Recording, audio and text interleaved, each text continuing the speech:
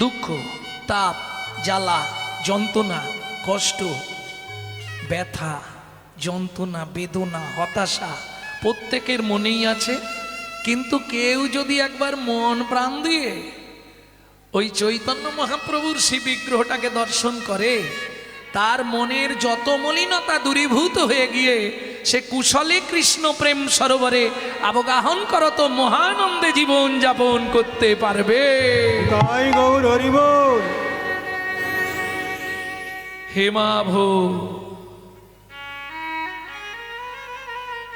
হেম মানে সোনা, তাই তো? মেয়েদের সব থেকে ফেভার জিনিস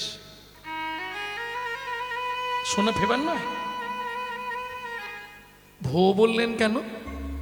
ও মায়েরা, তোমরা যে সোনাটা পরে আছো না, এই যে চকচক করছে সোনাটা, ওটা একবার কি দুবার পোড়ানো হয়েছে। সোনার অরিজিনাল কালার হচ্ছে কয়লার মতো কুচকুচে কালো, পুড়ালে সোনা ওই রকম রং হয়। কেমন? একবার কি দুবার, প্রত্যেকবার পুড়ালে এক পাই করে কমে যাবে, বেশিবার পোড়ানো যাবে না। ওই একবার কি দুবার পুড়িয়ে গয়না তৈরি হয়, বুঝে নেওয়া গেল। কিন্তু গৌরাঙ্গের রূপটি তখন কেমন ছিল শুনে নাও। লাখবান কাঞ্চন যিনি গোরা রূপ লাবণী, বলছে সোনাকে একবার দুবার নয়, লক্ষবার পুড়ালে তার যে বর্ণ হয়, সেই বর্ণকেও আমার চৈতন্য মহাপ্রভুর অঙ্গের বর্ণ পরাজয় করে দিয়েছে। হরি বল। তাহলে বুঝে নিয়ে গেল তো। হেমাভো বারাণাং দিব্য ছবি সুন্দরায়। অনেকে অনেক পড়াশোনা করেছেন, এখানে অনেক শিক্ষিত সমাজ আছেন। একজন ব্যক্তি এর উত্তরটা বলুন। ছবি চেনেন?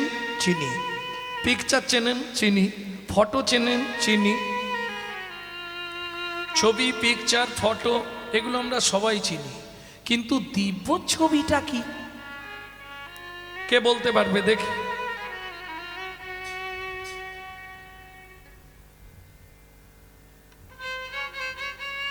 কি হলো? সব নামেই শিক্ষিত। দিব্য ছবি কাকে বলে? এই ফার্স্ট বেঞ্চি বলো, ফার্স্ট বেঞ্চে কারা বসে? যারা ভালো ছাত্রছাত্রী, তাই তো? দিব্য ছবি কাকে বলে? বলতে পারবো না। এইবার বলি, জগতে আপনার যদি কোনো প্রিয়জনের ছবি তুলে রাখেন বা তাকে দেখে থাকেন, 1 বছর, 2 বছর, 5 বছর, 10 বছর, 15 বছর আপনার মনে থাকবে, তারপর আস্তে আস্তে মন থেকে বিস্মরণ হয়ে যাবে, ভুলে যাবেন। কি? যেমন একটু আগে মাইক ম্যান দাদা গিয়ে বলছিল, আমাকে চিনতে পারছেন? এখন আমি তো কীর্তনিয়া মানুষ, না চিনলেও বলে দিতে হবে, হ্যাঁ আরে তুমি কেমন আছো, কিন্তু আমি ভুলেও চিনতে পারি না। না, শুধু ওনার ক্ষেত্রে নয়, ধরুন রাস্তা দিয়ে আসছে, হয়তো 30 বছর আগে, যেমন কোন একজন বাবা বলছিল 30 বছর আগে আমাকে আমার কীর্তন শুনেছে, ওই যে ওই বাবা এখন 83, বলছে তখন আপনার যা ছিলেন এখন একটু তার থেকে বড়সড় হয়ে গেছেন, কিন্তু একই আছে। 30 বছর আগে আজ থেকে আমার কীর্তন শুনেছে হুগলিতে।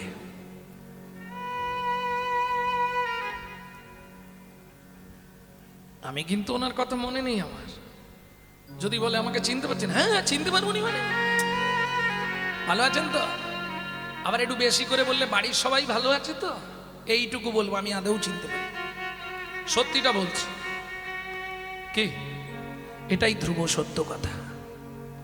কতজনকে মনে রাখবো? 365 দিনে যদি 5000 লোকের, 10,000 লোকের সঙ্গে ওঠা বসা হয়, কতজনকে মনে থাকবে? সত্যিটা বলে ফেলি বলে আমাকে সবাই খারাপ ভাবে। আমরা যে ঘান্নাড়া পাটি কীর্তনিয়ারা ফোন করে, দাদা গলা চিনে বুঝতে পারছেন তো আমি সেই, না বুঝলেও বলবো হ্যাঁ আরে কেমন আছে বলো, অনেক দিনের পর। টোটালটাই অভিনয়, আমি কিন্তু তাকে চিনতেই পারিনি, এই সত্যিটাই বলে দিলাম। নিতাই গৌর হরি বল। সত্যি কথার তো মান নেই, আর কলিতে সব থেকে মহাপাপ হলো মিথ্যে কথা বলা। পৃথিবীতে ওর চেয়ে বড় মহাপাপ আর কিছু নেই। কলি মিথ্যান, মিথ্যে কথা বলাটা সব থেকে বড় মহাপাপ। তাহলে দিব্য ছবিটা কি? ওমা, আমরা যে কোনো ছবি বেসরণ হয়ে যাব, কিন্তু চৈতন্য মহাপ্রভুর ছবি কেউ যদি গুরুতত্ত্ব জ্ঞান নয়ন দিয়ে একবার দর্শন করে থাকে, ভক্তি বিনোদ ঠাকুর বলছে সাতটা জন্ম তার হৃদয় পটেই আঁকা থাকবে দিব্য ছবি রূপে। তাই গৌর হরি বল। সেই মহাপ্রভুকে আমরা প্রণাম জানাই। প্রথম যে শ্লোকটি বললাম, এবার তার ব্যাখ্যা শুনব। আপনারা নিশ্চয়ই জানেন, দুই ভাই রাজপণ্ডিত ছিলেন, হিসাব রক্ষক একজন, ক্যাশিয়ার একজন। দাবির খাস সাকার মল্লিক সর্বস্ব ত্যাগ করে তারা চলে গেলেন ব্রজে। নাম হলো রূপ গোস্বামী আর সনাতন গোস্বামী। সেই সনাতন গোস্বামী স্নান করে আর চানা ভাজা খাচ্ছে, ছোলা ভাজা খাচ্ছে। সেই সময় একজন পণ্ডিত দেখতে পেয়েছে। পণ্ডিত দেখতে পেয়ে ছুটে এসছে, এই সনাতন, তুমি বাংলার সম্পদ, তুমি একজন বৈষ্ণব জগতের আচার্য, তুমি স্নান করে তিলগান্নিক করলে না, চানা ভাজা খাচ্ছ। তখন সনাতন গোস্বামী এই শ্লোকটি বললেন, পণ্ডিত, আমার অসৌচ হয়ে গেছে। অসৌচ? হ্যাঁ। সদ্ভক্তি দুহিতা যাতা মায়া ভার জমিতা ধনা। কি হয়েছে? আরে কদিন আগে আমার স্ত্রী বাচ্চা প্রসব করতে গিয়ে মারা গেছে। তাহলে একসঙ্গে দুটো অসুচ, স্ত্রী মরেছে, সন্তান জন্মেছে, জাত মৃত, দুই অসুচ। তা কারো যদি দুটো অসুচ একসঙ্গে হয়ে যায়, সে আর মালা জপ তিলক আন্নিক কিছু করবে? পণ্ডিত চুপ করে দাঁড়িয়ে দাঁড়িয়ে ভাবলো, কি ব্যাপার হলো? সনাতন গোস্বামী তো বিয়ে করেনি, ব্যাপারটা কি? এ কি আমাকে ভুল ভাল বোঝাচ্ছে? ও সনাতন, বলুন প্রভু। দিয়ে দেবেন নাকি?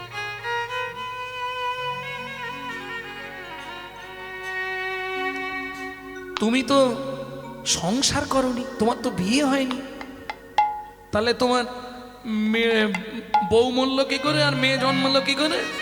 সনাতন গোস্বামী হাসছে, ও পণ্ডিত। কি পণ্ডিত কাকে বলে জানো? বলে, তা তো জানি না।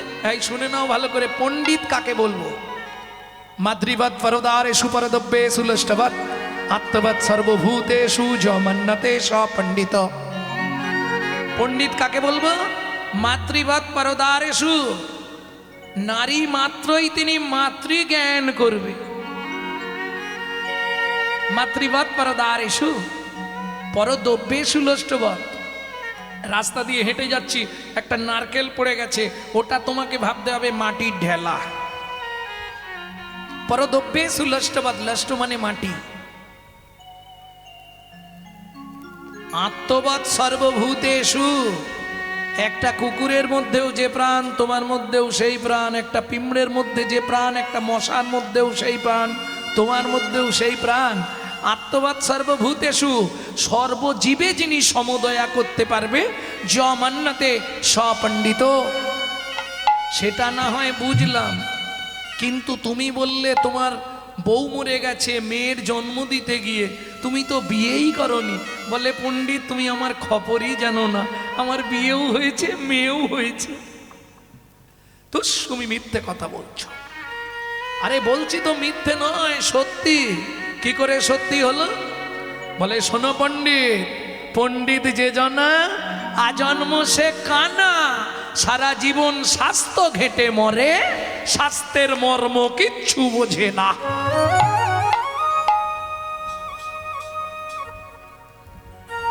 তখন পণ্ডিত হাত জোড়ো করে বলছে, আচ্ছা এ সনাতন, তুমি এক কাজ করো, তুমি আমাকে একটুখানি বুঝিয়ে বলবে। যখনই পণ্ডিত হাত জোড়ো করেছে, হাত জোড় মানে এবার ক্ষমা স্বীকার, তখন সনাতন গোস্বামী তাকে এই শ্লোকটি বললেন, সদ্ভক্তি দুহিতা যাতা মায়া ভর জমিত ধনা, মায়া ভর জমিত ধনা, অসুচং দুয়োমাপতিং দুয়োমাপতিং কিং সন্ধ্যামুপাসতে। কিং সন্ধ্যামুপাসতে। শোনো পণ্ডিত, এবার বুঝিয়ে বলছি, শুনে নিন। কয়েকদিন আগে আমার ঘরে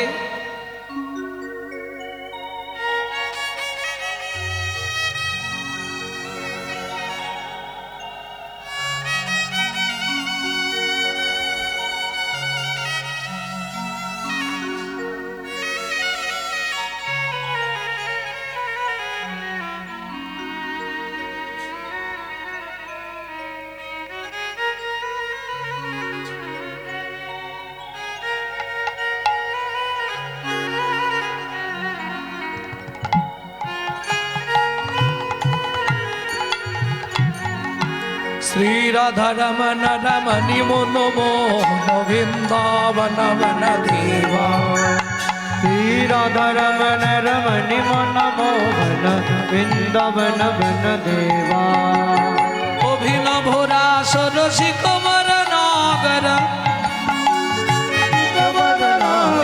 नागरी गण की तो सेवा नागरी गण की तो सेवा श्री राधा रमण रमणि मनमोहन वृंदावन वन देवा श्री राधा रमण रमणि मन मोहन वृंदावन बन देवा अभिनव रास रसिक मर नागर अभिनव रास रसिक वर नागर অভিনব রাস রসিক বরনাগর अभिनव रास रसिक वर नागर नागरी गण की तो सेवा नागरी गण की तो सेवा श्री राधा रमण रमणि मनमोहन बन बन देवा শ্রী রাধা রমণ মণি মন মনোহর বৃন্দাবন বন দেবা শ্রী রাধা रमणि मन मोहन वृंदावन बन देवा अभिनव रास रसिक वर नागर রসিক বরনাগর अभिनव रास रसिक वर नागर অভিনব রাস রসিক বরনাগর नागरी गण की तो सेवा नागरी गण की तो सेवा श्री राधा रमण रमणि मनमोहन वृंदावन वन देवा श्री राधा रमण रमणि मनमोहन वृंदावन वन देवा प्रेम से बोलो चैतन्य महाप्रभु की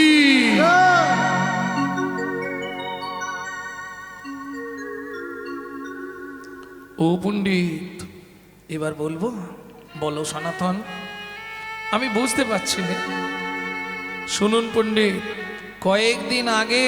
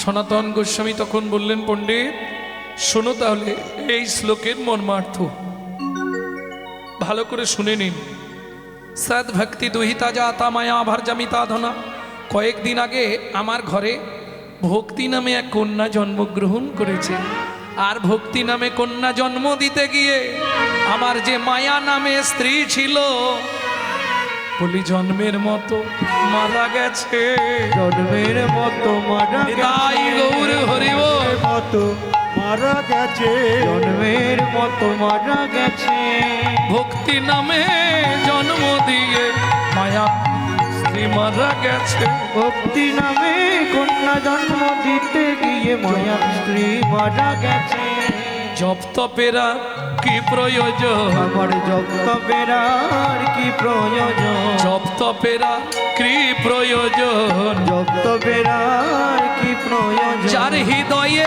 বসে গৌর রতন জপ তপের আর কি প্রয়োজন তার হৃদয়ে বসে গৌর রতন আমি নিশি দিশি তানে করব স্মরণ জপতপের হরি তারে করব তার স্মরণ হৃদয়ে আছে গৌর সদন কি প্রয়োজন যেদিন তোমার ঘরে মায়া নামে স্ত্রী মারা যাবে ভক্তি নামে কোন মা জন্মাবে সেদিন তুমি জানবে পৃথিবীর মধ্যে শ্রেষ্ঠ একজন হয়ে গেছো নিতাই গৌর হরিব তাহলে বুঝে নেওয়া গেল পতিত পাবন প্রভু করুণা নিদান ভক্তজনে উদ্ধারিতে দিল নিজ প্রাণ কেন ভক্তেরোলা গিয়া গোরা হইল অবতার ভক্তের গিয়া গোরা হইলায় অবতার অবতার ভক্তের গিয়া গোরা গোরা হইল অবতার বলি মহিমায় ভক্ত বড় করিলা প্রচারে গো ওগো মহিমা ভক্ত বড় ও লীলা প্রচার গো মহিমায় মহিমা ভক্ত বড় করিলা প্রচারে গো গো মহিমা ভক্ত বড় আস্তে আস্তে আস্তে ও মায়েরা ভগবান বড় না ভক্ত বড় কোন দিক থেকে বিচার হবে বলুন ধরুন আপনি ভক্ত আপনাকে কেউ প্রশ্ন করলো ভক্ত বড় না ভগবান বড় এখন মুশকিলটা কোথায় জানেন ভক্ত বলবে ভগবান বড় আর ভগবান বলবে ভক্ত বড় কিরকম হলো এখন রামচন্দ্র স্নান করে আসন পেতে চোখ বন্ধ করে বসে জপ ধ্যান করছে হনুমান অনেকক্ষণ ধরে বসে আছে প্রভু চোখ খুললে জিজ্ঞেস করব কার মন্ত্র পাঠ করছে হনুমানের ধান্দা এইটা তা যেই রামচন্দ্র চোখ খুলেছে হনুমান বলছে প্রভু কে তুমি কার মন্ত্র জপ করছো তোমার ভগবানকে তুমি তো সবার ভগবান তোমার ভগবানকে রামচন্দ্র বলছে এই হনু আমি দেবাদিদেব মহেশ্বরকে ভগবান বলে মানি ঠিক আছে প্রভু তাই হোক হনু আর দেরি করেনি সোজা কৈলাস শিবের কাছে কাছে গিয়ে দেখে শিবও ধ্যানস্থ ঠিক আছে ধ্যান ভাঙো হনু বসে আছে শিব যেই চোখ খুলেছে বলে দেবাদিদেব মহেশ্বর আমি আপনার কাছে একটা বার্তা নিয়ে এসেছি কি পৃথিবীতে আপনাকে অনেকেই ভগবান বলে তা আপনার আবার ভগবানকে আপনি কার জপ ধ্যান করেন বলে আমি প্রভু রামচন্দ্রের ধ্যান করি কিরম হলো রাম বলল শিবের ধ্যান করে শিব বলছে রামের ধ্যান করে ব্যাপারটা যেন কিরম কিরম হয়ে গেল তাহলে কাকে উপরে ধরবো কে গো হনুমান চিন্তায় পড়ে গেল হনুমান ফিরে আসছে নারদ মুনির সঙ্গে দেখা বলে নারদ মুনি কি এখন কাকে বড় ভাববো বলো তো বলে কেন হনু কি হয়েছে বলে বিশাল একটা সমস্যায় পড়েছি আমি কি রে কি সমস্যা হনু বলে রামচন্দ্র প্রভুকে জিজ্ঞেস করলাম প্রভু তুমি কাকে ভগবান মানো কার মন্ত্র জপ করো বললে দেবাদিদেব মহেশ্বর আমার ভগবান ভালো কথা তারপর চলে গেলাম দেবাদিদেব মহেশ্বরের কাছে গিয়ে বললাম প্রভু দেবাদিদেব মহেশ্বর আপনি বলুন আপনি কার ধ্যান করছিলেন ওমা শিব বলে আমি রামচন্দ্রের ধ্যান করি রাম আমার ভগবান নারদ মুনি তুমি এই সমস্যার সমাধান করো শিব ভগবান না রাম ভগবান এখন কোনটা বুঝবো বলো তো নারদ বলে তুই কিরকম বোকা দেখ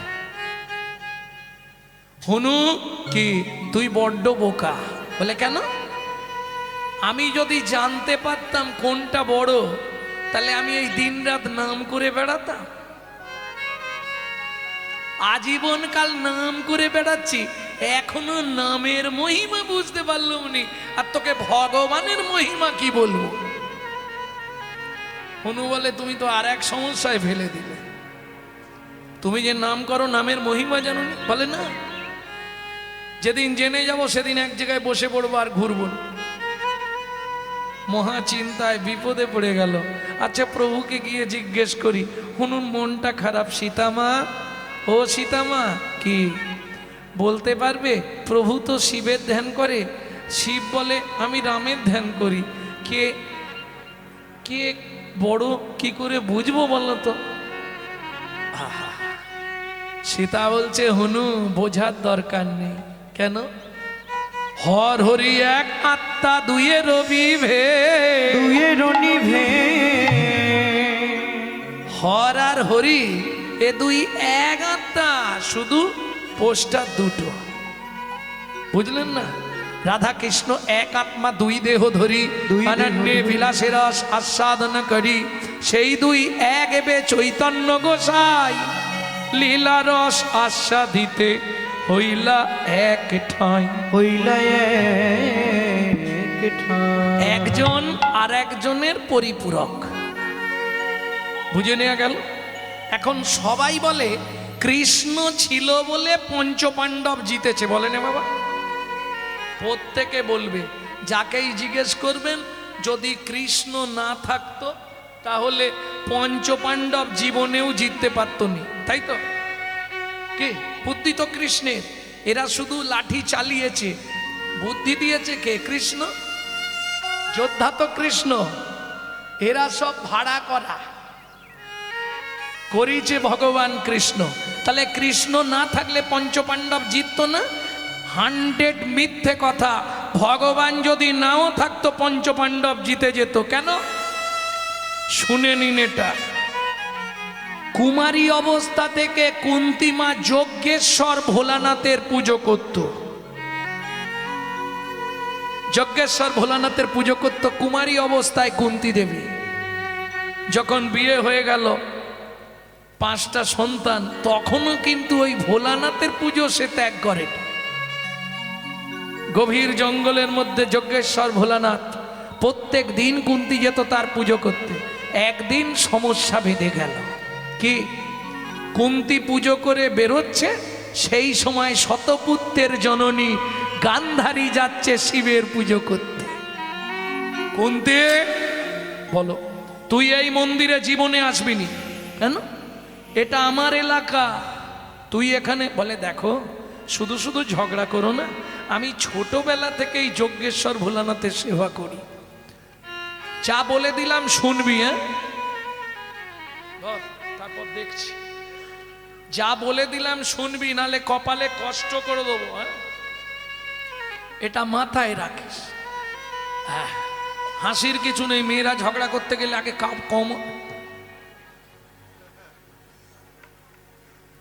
কোমরে কামড় বাঁধতে হয়নি, তবে মুখ সামলে কথা বলবি। এই কাল থেকে এই মন্দিরে ত্রিসীমানে তোকে দেখি দেখি যদি আমি মেরে ফেলবো একবার। এখন গান্ধারীর একটু জোর আছে, ছেলে দুর্যোধন, দুঃশাসন, আর এর ছেলের তো সব ঝিম মারা, নির্জীবী। পঞ্চপাণ্ডব নির্জীবী, ওপরে সব নির্জীবী, ভেতরে এক একজন এক এক রথী। শুনে রাখ, কাল থেকে তুই এখানে আসবি নি, বারণ করে দিচ্ছি। কুন্তি বলে জীবনে তোমার কথা শুনবো নি।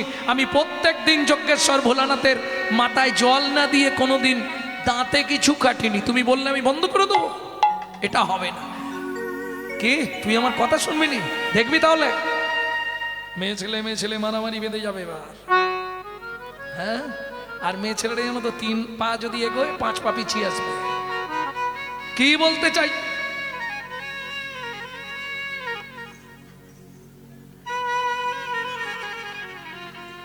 এই দুজনে যখন মারামারি বেঁধে যাবে, যজ্ঞেশ্বর ভোলানাথ প্রকট হয়ে গেলেন। কুন্তি থেমে যা, গান্ধারী থেমে যা। কালকে সূর্য উদয়ের আগে, কেমন কালকে সূর্য উদয়ের আগে, আগামীকাল প্রাতে সূর্য উদয়ের আগে যে 108টা স্বর্ণ চাপা দিয়ে আমার পূজা করবি, আমি তার হয়ে যাব। যা। আর এটাও শুনে রাখ, কুরুক্ষেত্রের যুদ্ধে তার ছেলেরাই জিতবে। আমি বলে দিলাম, আমার আশীর্বাদ ভুল হবে না। কেন? আপনারা সবাই জানেন মৃত্যুর দেবতাকে মারবে কে? দেবাদিদেব মহেশ্বর, তাই তো? স্ত্রম্বকং যজামহে সুগন্ধি পুষ্টিবর্ধনম উর্বারুকমিব বন্ধনান মৃত্যুর্মক্ষো অমৃতৎ। মৃত্যুর দেবতা, তাই তো? সৃষ্টির দেবতা ব্রহ্মা, পালনের দেবতা বিষ্ণু, মৃত্যু দেবে তোমাকে ভোলানাথ। এটা মাথায় রেখো। অতএব যে দেবতাকেই ভালোবাসো, ভোলানাথের সঙ্গে একটু খাতির রাখো, তাহলে যেখানে সেখানে মরে যাবে না। বুঝে নেওয়া গেল? ব্যাস। কুন্তির মনটা খারাপ কেন? গান্ধারীর কোটি কোটি টাকা আছে, তার ছেলেরা বড় লোক, গেলে বললেই সোনার চাপা ফুল একবারে 5-7টা সোনার কারিগর এনে বসিয়ে দিয়েছে, চাপা তৈরি হচ্ছে। কুন্তির মনটা খারাপ। বাড়িতে এসেছে, আসার পরেই নকুল সহদেব জিজ্ঞেস করছে, মা কি হয়েছে গো? কি হয়েছে জেনে তোরা কি করবি? তোরা তো খালি খাবি আর ঘুমাবি, কোনো কমবে তো নয়। ভীম এসছে, মা রান্না হয়েছে, আজ আর রান্নাই করবো নি, তোদের খেতেই দেবো, খাইয়ে তোদের কি হবে? তোরা তো কোনো কমবেন নয়, কি করবি তোরা বল? 108টা সোনার চাপা এনে দিতে পারবি? যুধিষ্ঠির বলে, মা তুমি ভিতাই রেখে যাচ্ছ, কোথায় পাবো আমরা ভিখারি? আমরা সোনার চাপা ফুল কোথায় পাবো? খানিকক্ষণ পরে কুন্তির মনটা খুব খারাপ। ভীম বলছে, মা কি খাবো? ওই কাঁচা পড়ে আছে, খেয়ে নে। ভীমের তো কোনো অসুবিধে নেই, জানেন তো? ভীমের কোনো অসুবিধে নেই, কাঁচা মাল যা দেবেন ও সরবরাহ করে দেবে, যা দেবেন ও খেয়ে নেবে সব। খানিকক্ষণ পরে অর্জুন এসছে, তৃতীয় পাণ্ডব। মা কে রে? মনটা খারাপ মনে হচ্ছে, চোখে জল কেন মা? দেখি দেখি দেখি। মা তুমি কাঁদছো কেন? ও গো আমার দুঃখিনী মা। মা, ও মা কি হয়েছে আমায় খুলে বলো তো। মাগো কি দুঃখে তো নয়ন ঝরে, ও মা আমায় গো। মাগো কি দুঃখে তো নয়ন ঝরে, ও মা আমায় আমি দ্বাদশ, মাগো দ্বাদশ, মাগো দ্বাদশ রবি নিংড়ে এনে মোছাবো আখি জল।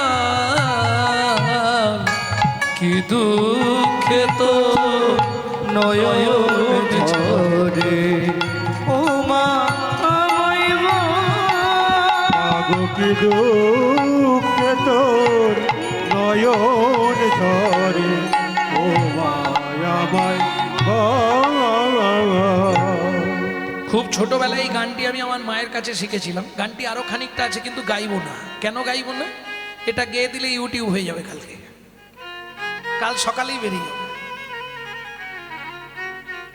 এইটুকু দিয়ে রাখলাম, কারণ এগুলো আমাদের বংশগত গান, এই বাইরে পাবেন না। এটা দাদুর দাদুর গান, এখনো চালিয়ে যাচ্ছে।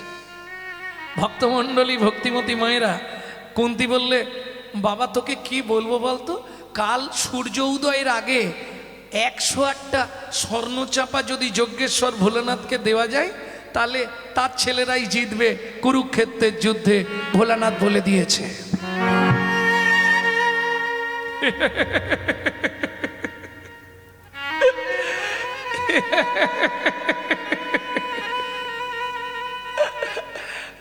হাসছিস তুই বাবা? তোমার চিন্তা নেই? কতগুলো বললে? 108টা। আমি 1008টা দিয়ে দেবো সোনার চাপা ফুল, আমার নাম অর্জুন। যুধিষ্ঠির বলছে মা ফক্সা ঢেঁকির দেখবে শব্দ বেশি, বুঝলেন না? যে ঢেঁকি ধান ভানতেই পারবে না, মাল দিলে খালি চুবড়াবে, তার আওয়াজ বেশি হবে। কি কেন? এটা প্রবাদ বাক্য, ভরা কলসি আওয়াজ করে না, তাই তো? অর্জুন বলছে মা তুমি চিন্তা করো না, রান্না টান্না বসাও, গুছিয়ে খাওয়া দাওয়া করি, তোমার কাল ভোরে লাগবে তো, তার আগে আমি সব মাল দিয়ে দেবো। অর্জুন বলে মা, এই যুধিষ্ঠির বলে মা ও পাগলার কথা শোনোনি, ও জীবনে আনতে পারবে না। কোথা থেকে আনবে? চুরি করে আনবে?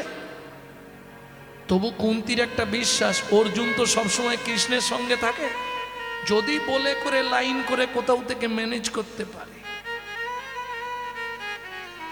ভীম বলছে মা তুমি ওর কথা শুনে এগিয়েও না, তাহলে তোমার সব মাঠে মারা যাবে। তুমি যদি পারো কোথাও চেষ্টা করো, কোথা থেকে আনবো বলতো বাবা? আমি তো সবসময় চাই তোরা কুরুক্ষেত্রের যুদ্ধে জিতবি। অর্জুন বললে মা তুমি কারো কথা শুনবে না, আমাকে বিশ্বাস করো, ভালো করে রান্না করো না, গুছিয়ে খাই, দেরি করতেছো কেন? কুন্তি গুছিয়ে রান্না করেছে। দেখবেন সংসারে 5টা ছেলে যদি থাকে, যে ছেলেটা একটু ইনকামদার মা তাকে একটু তোয়াজ করবে, এটা মন খারাপ করলে চলবে। আর ভাইদের মেনে নিতে হবে কি, ও মাসে 50,000 টাকা ইনকাম করে, আর সব ভাইগুলো তো বসে বসে খাই, তাহলে মা ওকে তো একটু তোয়াজ করবে, খা বাবা খা বাবা। অর্জুনকে গুছিয়ে সেবা দিয়েছে। সন্ধ্যা নেমে এলো, রাত্রি হয়ে যাচ্ছে। কুন্তি বলছে কি রে অর্জুন কখন যাবি? তোমার তো ভোরবেলা লাগবে। আরে রাত্রি 12টা বেজে গেল, আর কার ঘরে? তুই যা। অর্জুন বলে চিন্তা করো না, সময় আমি দিয়ে দেবো বলেছি, সূর্য উদয়ের আগে লাগবে, এই তো ব্রহ্ম মুহূর্তে ও পেয়ে যাবে তুমি।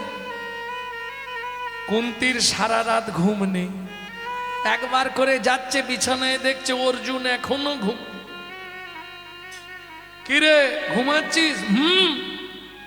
ঘুমাচ্ছি। কখন যাবি? তুমি পেলেই হলো তো, চিন্তা করো না, আমি সময়ে দিয়ে দেবো। যখন রাত্রি 2টো বাজে, কি চালাক দেখুন অর্জুন, রাত্রি 2টোর সময় উঠেছে, স্নান করেছে, যেখানটায় শুয়েছিল একটা 5 বালিশের ওপর কম্বল চাপা দিয়ে রেখে দিয়েছে। আরে ভীম অর্জুন কোথা? ওই তো ঘুমাচ্ছে। কুন্তির মন খারাপ হয়ে যাচ্ছে, ডাকবো আবার? এই ছেলেটা মনে হয় ঘুমিয়েছে, আমার কপালটাই খারাপ। মা গিয়ে 5 বালিশ ঠেলা দিচ্ছে, অর্জুন ওঠ। এ তো পাটি যেদিকে নাড়ায় নড়ে যাচ্ছে, কি জন্মের ঘুম, ঘুমাচ্ছে রে বাবা।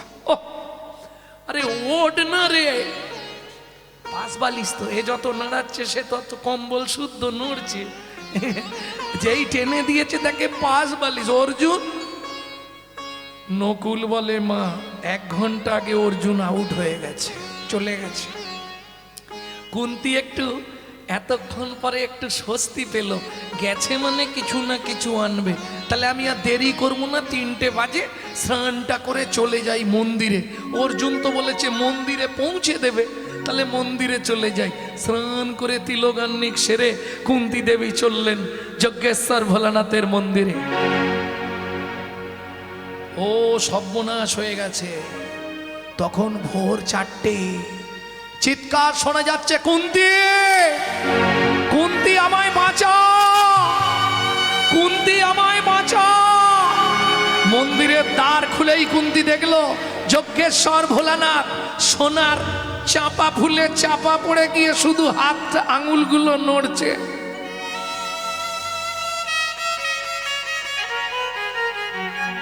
কুন্তি কুন্তি আমায় বাঁচা। ছুটে গিয়ে কুন্তি ওই যজ্ঞেশ্বর ভোলানাথের মুখের কাছ থেকে স্বর্ণ চাপা ফুলগুলোকে সরিয়ে দিয়ে বলে উঠল, বাবা এ কি অবস্থা? কে তোমার এই কাজ করলো? আমার পিছনে দেখ লুকিয়ে আছে।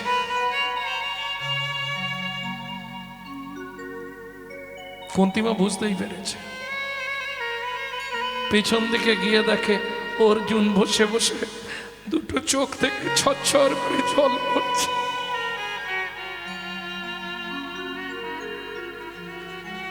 তোমার চরণে দিলাম মাগো জীবনের বলিদান। মাগো তোমার চরণে দিলাম মাগো জীবনের বলিদান।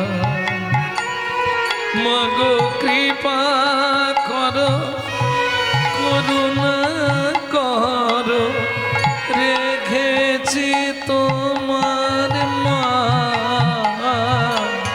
মাগো তোমার চরণে দিলাম মাগো জীবনের বলিদান। মাগো তোমার নিতাই গৌর হরি হরি হরি বল। মাগো এই বলিদান। কুন্তি আশীর্বাদ করি কুরুক্ষেত্রের যুদ্ধে তোর ছেলেরাই জিতবে। আর একটা কথা, অর্জুন সত্যি কথা বলবি। কুন্তি এবার কাঁদছে কেন? এত সোনার চাপা, হাজার হাজার স্বর্ণ চাপা তুই কোথায় পেলি? সত্যি কথা বল। অর্জুন, আমি মন্দির থেকে বেরোলেই পাড়ার লোকেরা সবাই বলবে তুই চুরি করেছিস। শেষ পর্যন্ত তুই চুরি করে এনে দিলি আমাকে। কেঁদো না মা,